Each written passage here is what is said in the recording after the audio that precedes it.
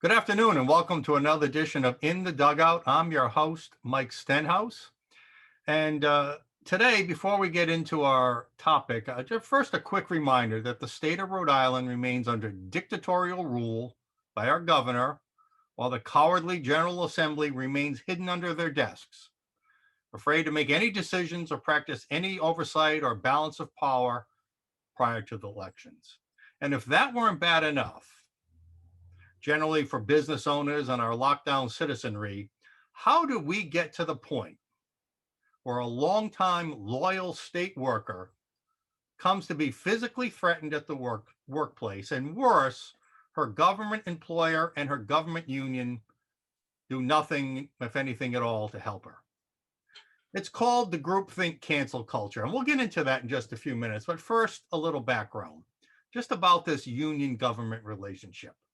Last year in 2019, our center published a report that illustrated how government unions and elected officials conspired to rip off taxpayers and at the state and local level to the tune of about $888 million a year. This bilateral partnership of unions and elected officials has created a bevy of state laws and local collective bargaining provisions that means taxpayers excessively overpay by massive amounts for government services. This summer, our center published another report that added a third leg to this ripoff scheme, detailing how government unions, after collecting millions upon millions of dollars of union dues from a broad diversity of their employees and members, Democrats, Republicans, conservatives, liberals, spent those dues money on a very narrow and almost exclusively on a single party to elect candidates from that one party and to support extremist grassroots advocacy groups. Don't forget that. This partnership with extremist advocacy groups is key to our interview today. But back to that partnership. Both national teachers unions, the NEA, the National Education Association, and the AFT, the American Federation of Teachers, went to the extremes of rejecting suggestions that education of students, they rejected the notion that that should be their number one priority. You know what they chose instead? Get this now. Both those national teachers unions publicly stated that advancing a social justice agenda and issues like climate change, universal health care, abortion on demand, and end to racism are far more important than reading, writing, and arithmetic. Indeed, many on the left want taxpayer-funded school time to teach students how to protest as early as third grade. What the hell is going on out there? It's insane, but it gets even worse. And now to our story today. We call this unholy trinity of government unions, government officials, and far less advocacy groups. We called it in our 2020 report the Iron Triangle. And now this Iron Triangle has conspired to make one state worker so afraid to go to work that she took a personal day today. Instead of going to work, she's talking with us today because she's afraid to go to the workplace. And this is not just any state worker. We're talking about a senior supervisor with almost 25 years of stellar public service to the people of Rhode Island. And in telling her story, we're going to introduce a fourth component to the Iron Triangle: the corrupt local media. Guess we'll have to come up with a new name to Iron Triangle, the Iron Square, I don't know. The story about to hear should shock you to your very core. And for any reasonable person, regardless of your political preference, wait a minute, I guess I should say your political orientation, but regardless, you should demand that appropriate action be taken to preserve worker rights and to protect public servants in their government workplace. We're going to bring on Laura Larivee momentarily, but first I want to go back to the groupthink culture that is behind this highly disturbing story. Once just something we might comment about at the water cooler, at our dinner tables, maybe by editorialists in the media, groupthink, or what I call political correctness, in our country has gotten so out of hand, it's taken such root in the pop culture, that it has become the false premise for enacting laws or to deal with government workers, to deal with these short-term waves of emotion that initially take over the left, then fueled by the media, ends up taking over all three branches of our government. And inevitably, it seems, our entire country, only to be forgotten about when the next irrational and emotional wave rolls in. These groupthink waves have included the Me Too movement, the anti-Christmas mania, racist Halloween costumes, adoration of all things illegal immigration, same-sex marriage, systematic and institutional racism, and now white privilege. While we're still publicly riding the wave of some of these groupthink issues, many have dissipated from our national psyche, probably never to be heard of again. That's the nature of short-term emotional waves. But their impact on our culture and on our laws and on some people, as you will soon see, will be long-lasting, or could be, if not permanent. But there's one increasingly prevalent aspect of these politically correct groupthink waves. Anyone who stands in the left's path, who stands in that wave's path, who dares to exercise his or her constitutional right to express disagreement with these increasingly irrational protestations, puts themselves at risk of being canceled, or in Laura Laravee's case, puts themselves at risk of being swept away by the cancel culture, and perhaps worse, becoming victims themselves of direct threats of physical violence, or even losing their jobs. Politically correct groupthink was once something many of us just mused about as nothing more than innocuous extremist attitudes, way out there on the fringes of our society. But now groupthink, led by radical left extremists, has become a dangerous tsunami of protests, riots, private property destruction, cancel culture, and even personal physical harm, if not murder. And today might cost somebody their job. In Laura Laravee's case, because she dared to speak her personal views on a private social media forum outside of the workplace, the left's groupthink cancel culture has put her job and her physical safety at risk. Laura Larivee, welcome to In the Dugout. All right, let me see if I can bring you on here, Laura. Okay. Hi. Hi, welcome to In the Dugout, Laura. Now, good to meet you. You as well. This is a terrible story, but you know our little tradition. So we're not going to wear a cap. I've got my University of Rhode Island cap because I'm so sad at what's happening to our state. You got a cap you want to show us today? Sure. Even though I'm mad at Tom Brady, I'm still a Pats fan. Well, I'm mad at Tom Brady too because I'm a Packers fan and he whooped our butt yesterday. So anyway, okay, down there at Tampa Bay. All right, Laura. So today is a Monday. It's a work day for you, like many others over the past 25 years since you've been a public servant at the state, serving the people of Rhode Island. But you're not at your job today at the Department of Human Services. Why not? Quite frankly, I'm afraid to go to work. It's gotten to the point where I don't feel that my safety is being taken into consideration at work, and I don't feel safe going in. This whole saga begins last May, right? With a TikTok video. I'm not a TikTok user, but we're going to show it to our audience in just a second. With a TikTok video you put out, just you're on your own. It looked like you were walking along a shore. Mm-hmm. And let's watch the video and then have you tell us what happened. So the way I look at it, if we're going to defund the police because they kill people, I think we should instantly defund Planned Parenthood. Okay, now did that come through to you? I'm never quite sure on the sound. Yep, I heard it. Okay, good. Then our viewers saw it. So it looks like you're walking along a shore. You put out a video on TikTok, and tell us what transpired just from you putting out that simple video. I mean, pro-life, pro-choice, that's an honest debate in this country. You were just expressing a view that's shared by pretty much half of America. Go ahead. So I just made the video, and my TikTok account, just for the record, is my name does not appear on it. If you search TikTok for my name, you'd never find me. But anyway, I just made the TikTok, and it actually got almost 80,000 likes, that little video.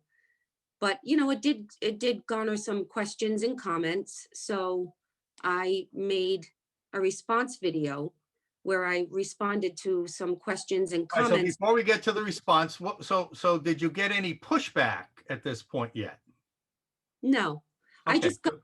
You got questions some from people. comments on your social media, and your next Mhm. video that we're going to show you here in a second was you responding to those comments, correct? Right. And you, at this point, you're not thinking anything's really wrong here, right? No.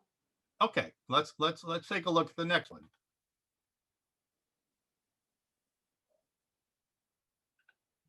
Okay, it's respond to the comment tonight.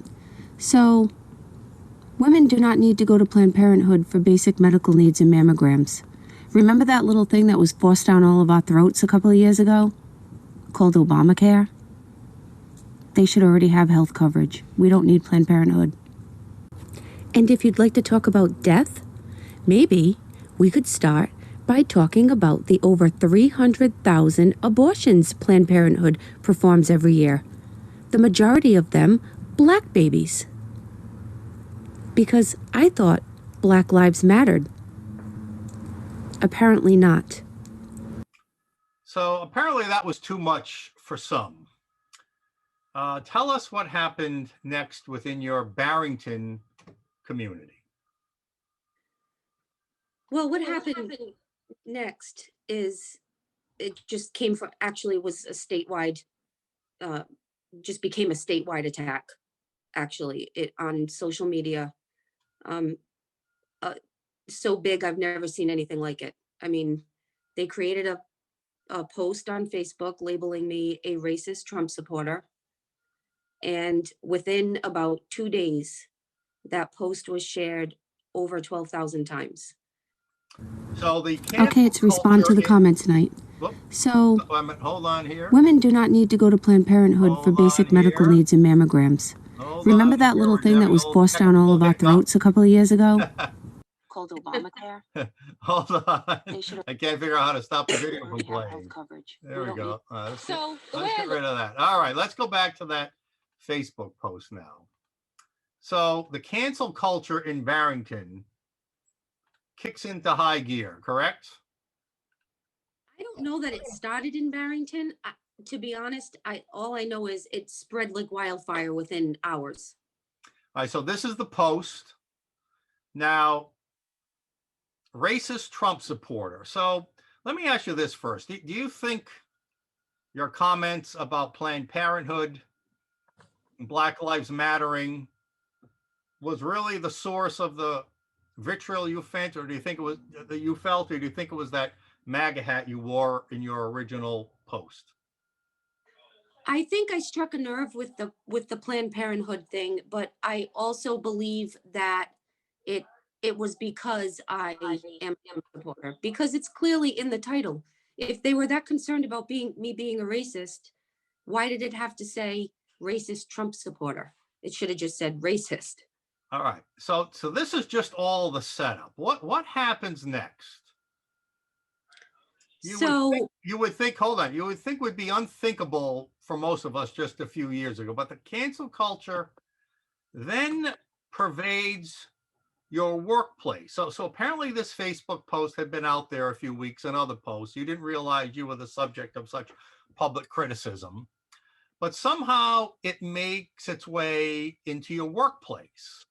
And there's a petition. I'm not sure the order of things. You can set it straight, but there's a petition to have you fired. And you find out that some of your own workers at the Department of Human Services are either signing that petition or are propagating that critical post of you. Is that correct? correct. So I got a call from a family member who was very concerned about me because they had seen the post and it was being shared like wildfire. And they called me to see if I was okay and if I knew about it. And this was during work. And I waited till my lunch break and I went out to my car and I went on Facebook and I saw it right away. It wasn't hard to find.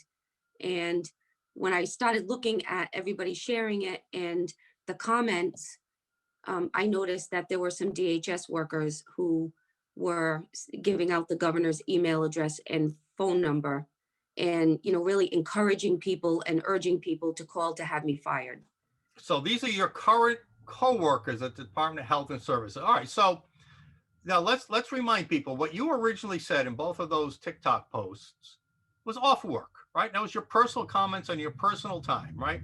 But now you Absolutely. find that this has penetrated your workplace. So you make an inquiry at your department DHS management and say, listen, I'm being harassed in the workplace by my fellow coworkers. They're doing it on work time, right?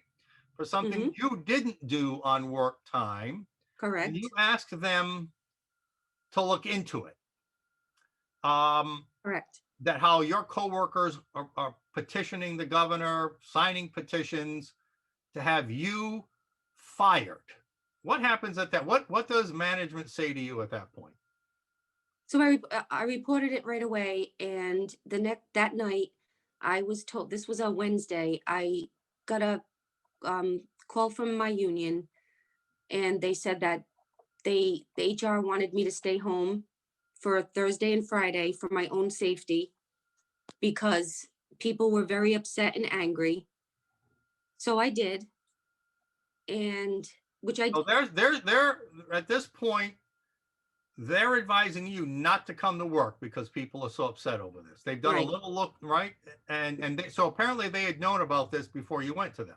Correct, apparently. And that's what I found out. I guess people had started to call DHS So and 2 days being recommended not to go to work turns into a joint agreement from your union rep and your management that you should maybe make that 2 weeks. Let's really let things cool down. This is not a disciplinary action. We just want emotions to cool down. Now you're probably at this point thinking you want your workers to cool down, right? So that you can go back to a safe work environment.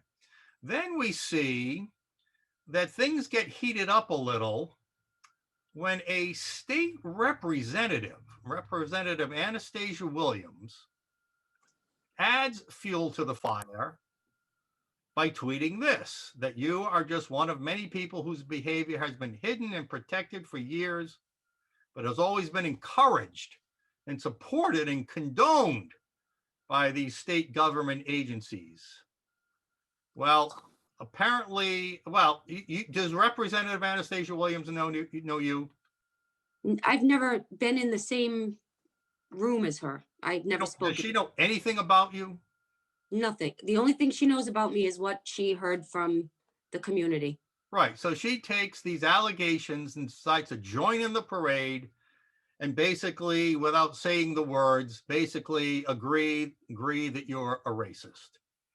Correct. Now, the biggest surprise comes that was a June 28th tweet. That must have been the last straw. In my view, as I look at the timeline here, that must have what got the state officials.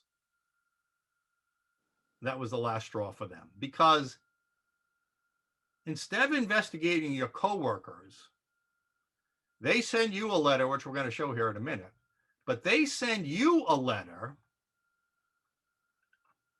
saying that you're the one that's going to be investigated for your misconduct. Am I right about that? You are correct. It's exactly what happened. How did you receive this letter? The union, they called me and said that I'd be getting it, and they sent it to me in the email.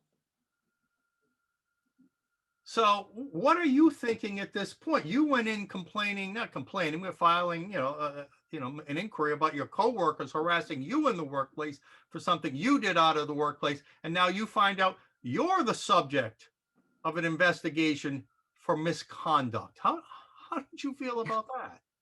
It's funny when you ask me that, and I think to myself, when I look back over the past five months of my life, I feel like I'm watching a movie because I can't believe that this happened. I feel like I'm watching a movie of somebody else's life. That's how preposterous this all is. And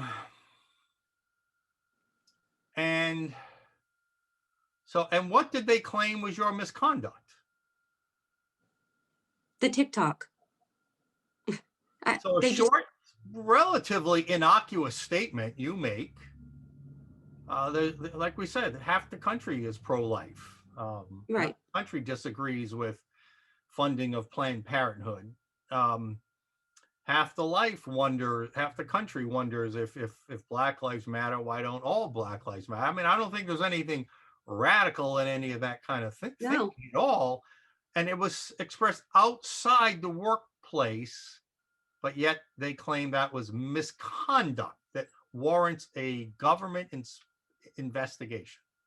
Yeah, and I was told that there were so many people in the community and at work who were upset by my TikTok that it just became egregious.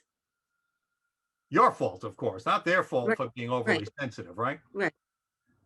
Um, so they, I guess, without using the words, they thought you were promoting racist propaganda, right? And then shortly after that, they notified you that you would be placed on indefinite administrative leave, right? And that Correct. pretty much takes you to the end of the summer. Correct. All right. No So, job, not knowing what my life was, what was happening. so you're now out of work, and for just those two little innocent TikTok statements. Now, Correct. in the meantime, there is a counter petition to keep you at work. But the cancel culture attacks everyone who signs the counter petition to keep you in your job. They Correct. are and social media branded as racist. They're attempting to intimidate other DHS workers from perhaps coming to your defense and saying, right now, you told me you were well liked among your staff. Is that correct? My immediate staff, I never had a problem with. And in fact, I've been with DHS for about 10 years, and I have never had an issue with anybody that worked there. Anybody. I had a very good reputation at DHS. I was just promoted within the past year. I received several accolades from the director over time with the work I had done. So this, complete change was pretty shocking to me. So let's keep to the timeline. Over the summer, you did help. We talked about the MAGA hat earlier, just for the record, and we'll come back to this later, but you did help organize a few Trump rallies in the state, right? Just a few. Yeah. Yep. And I tend to think in the end, that was probably your most unforgivable sin when it comes to the left, because certainly nothing you said on TikTok was that. And then comes Labor Day, and about a week after Labor Day, you get a notice that they like you to come back to work, but instead of sending you back to your Warwick office among staff and people you know and where you have a great relationship, they decide without explanation to send you to DHS's Pawtucket office. And they tell you, as you explained to me, you had made a post for a completely separate on your social media accounts. You had made a comment regarding your family and how they supported you on a completely different family issue, nothing to do with the TikTok, nothing to That's do with correct. BLM. You made a post to the effect like, I'm going to remember those of you who supported us and those who didn't. Well, the government decides that was a threat to DHS workers, and therefore they were going to relieve you of your supervisory duties and move you to the Pawtucket office. You are correct. Nothing. Yeah. So they're trolling your personal social media accounts. Mhm. And then they're conflating something you said about a totally different topic and trying to bring it into this issue. That's exactly what they did.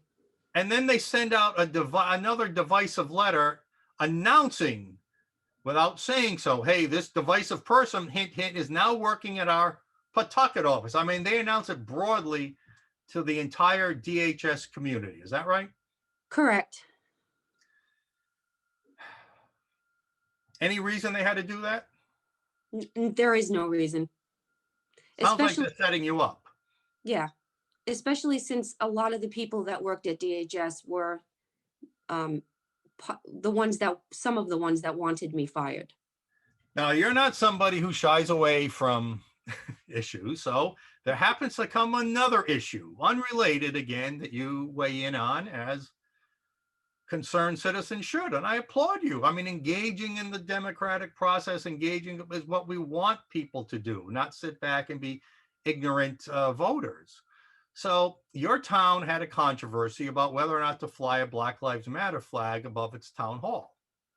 And they decided to fly the flag. They decided not to fly other flags. Understandably, those people who think Black Lives Matter is an anti-American Marxist, group were not happy about it. You might have been one of those people.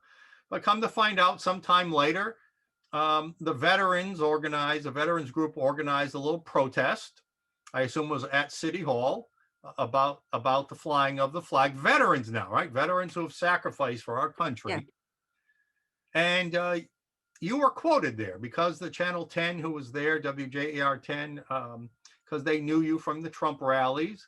Here's the quote they said, they put in their article, quote, "This flagpole should be for the American flag, and we should not have any political flags with that flag," she added.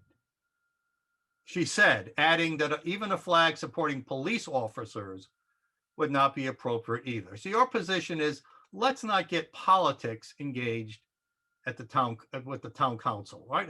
Was that your position? That's the veterans' position, and that I agree with them. And you were quoted in the paper again. So once again, that sin, which we all agree with. I mean, I don't think there should be politics on the NFL fields. I don't think there should be politics on the basketball courts. I don't think there should be politics at the town hall. Most Americans agree with that. But yet that sin was too much once again for the cancel culture on the left to bear. Another set of Facebook posts ensue, this time involving Black Lives Matter, and they show up at your office on October 8th protesting. That's correct. Now, I don't have the video of that right now to show, but we'll put it up afterwards. But they were challenging you. They were taunting you. They said, "You come down here if you want the Black Lives flag removed. You come down here if you don't agree with that." I mean, it was not nice. No. Now, the good news is you weren't at work that day. But Right. You saw the video after the fact. When you saw the video of these people, angered people, yelling, and one of them was a DHS worker. Correct. In the Pawtucket office. So a DHS worker is calling out another, and you're the one under investigation. You're the Correct. one suffering penalties. And she and her cohorts there are, in my view, all but threatening you. How did you feel when you saw the video of that protest afterwards? I was horrified. Again, I can't believe this is my life. It's surreal, but it was scary to have people screaming and yelling your name, telling you to come outside. Those are direct threats. Did you know that I'm trying to pull up the videos to talk? Did you know at the time that that woman was part of DHS? I did know that she coming. I think I did know she was part of it because of the Facebook posts. So I did. Let me just play the video momentarily, just to, and I finally brought it up, just to give people a feel for what was going on. Supremacy. She's leaving. Well, Come out. You want it? Come out. You want the flag removed? Remove the flag. Right. In front of us. you got to remember, that's an old system. White supremacy is done. So that's just a taste of what happened. Yeah. That's about a 4.5-minute video where they're yelling and screaming at you, thinking you're in the office, challenging you to come out. Who knows what would happen if you went out. So what happens at that point after that? Do you say anything to anybody? No, at that point, your director sends out an email to the entire DHS community saying, listen, we had Black Lives Matter protests out there. Of course, racism exists. Of course, we have to be sensitive to it. I mean, again, without naming you, without putting those words, they're basically saying, yeah, see, this is what happens when one of our employees is so insensitive. Right. That's exactly right. And it fueled the fire again. So we've had the fire. Now, the only now I saw Channel 10 microphone there. When that gentleman, if you want to call him that, Yeah. walked up, but they never ran a story on that, apparently. I couldn't find it. I don't know if you saw that story. I couldn't don't know find, why not. There was a Channel 10 microphone there. The only media to cover this was Uprise Rhode Island, the progressive left blog, and they covered this extensively. We got a lot of video on their website. But you have the left-wing media fueling this. You have the cancel culture in Barrington fueling this. You have a representative, Anastasia Williams, fueling this. And then you have the cancel culture trying to shut down those people who would come to your defense. And then you have the government, your employer, the government sending out emails obviously designed to make you look bad. And I would say that placed you in even further danger. What do you say? I say that's all true. And it's scary and it's very sad. That So this is let's complete the timetable. It is very sad. So last week, you asked, or maybe a week, 10 days ago, you asked, what are you going to do with this? You've assigned me to a hostile workplace, not my home base in Pawtucket. What are you going to do about it? You call your union, which is what, SEIU? yes. You call your DHS. Do you also copy the Department of Administration? I believe on one of the emails I did, yes. And you ask for them to help you because you are afraid to go to work. Correct. What has the government done to allay those fears? As of right now that I know of, nothing. And you heard there was a meeting last week to address this, but you've heard nothing Not yet. about any No. plans to help make that workplace safer for you. Right. That's So correct. today you chose, not knowing what was going to happen, you chose not to go to work out of concerns over your own personal safety. Right. How's your Right. I'm family afraid feel to go to about work. How's your family feel about this? My daughter has been, she received some backlash because of course it's a small state. So parents have heard about it. And, for a while there, I was getting so many threats on social media that I didn't want her to go out anywhere. And, she's 15. So, I kept her in a lot of the summer. It's been a horrible 5 months. Horrible. We've had the police at my house, so many times. It's reaching ahead now. Do you have any idea how this situation might resolve itself? I don't really, I don't know. The problem is, that good old saying, you can't unring the bell.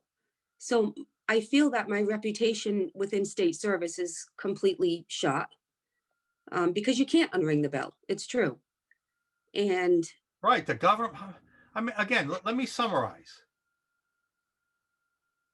Your own coworkers during work hours harassed you on social media for something you did outside of work hours on your private time. right, And instead of investigating them, they investigate you. correct. They leave of absence, they reassign you, they strip you of some of your duties. And under threat of physical violence, they do nothing to protect you. What has your union done to protect you? My union's position has been that I didn't get fired, so that was a good thing. And that they could legally, contractually reassign me. My contention is, That They doesn't didn't- sound like they're defending you. no, they didn't reassign me for a It good sounds to reason. me like the iron triangle, the government, and far left advocacy groups and unions are conspiring because they have more interest in advancing a social justice agenda than they do over concern for taxpayers, over concerns for students, over concerns for you, a state worker and dues paying union member. It seems to me, and do you agree, that not upsetting the social justice agenda is far more important to this crowd than your personal safety? That is absolutely correct. That is how I feel, and that is the way it is. The What a facts of disgrace. What a disgrace. And do you think you're alone? Do you think this may have been happening to others? I definitely think it happens to a lot of people. I think it doesn't may not get to this level with a lot of people because, people just keep their opinions to themselves. They're afraid. I've had people message me on Facebook from DHS and say, please don't put my name out there, but I agree with you. I support President Trump. I'm pro-life, but they don't want their opinions to be known because they're afraid of backlash as well. All right. Well, Laura Larivee, please stay on. I'm gonna turn off your video momentarily and then close out the show, but I'll talk to you offline after. But thank you for your bravery in spending time with us today. There's a lot more. I have a lot more documentation. Maybe we'll do a follow-up interview. Maybe we'll put some of that out there. I mean, we didn't even mention many of the things that you've been going through. How this government has infringed on your rights and your safety. But I wish you a safe resolution to all this, and I wish Godspeed to you and your family. Thank you for being with me. Thank you. Thank you. Friends, what an incredible story. You really have to wonder what Laura Laravee's real sin was. Was it questioning whether or not all Black Lives Matter? Was it questioning Planned Parenthood?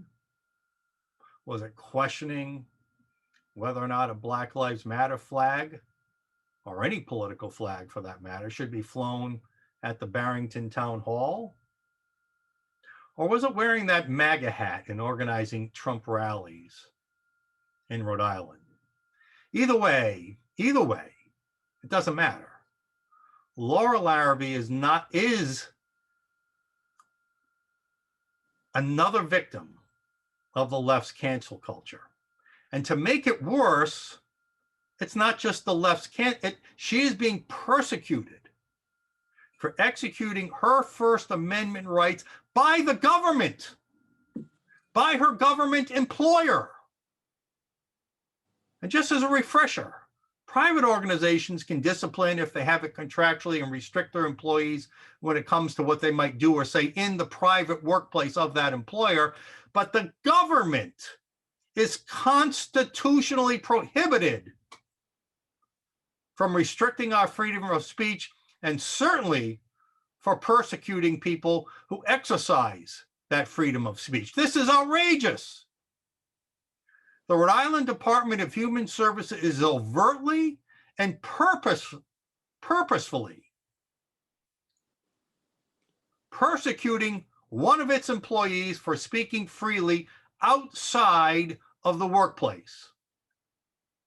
As part of the state government of Rhode Island, the Rhode Island Department of Human Services is guilty of such infringement. Seems to me like there's a legal case in the offing. Time will tell. We're in the dugout, and once again, thank you to Laura Larivee. This is Mike Stenhouse. We'll see you next episode.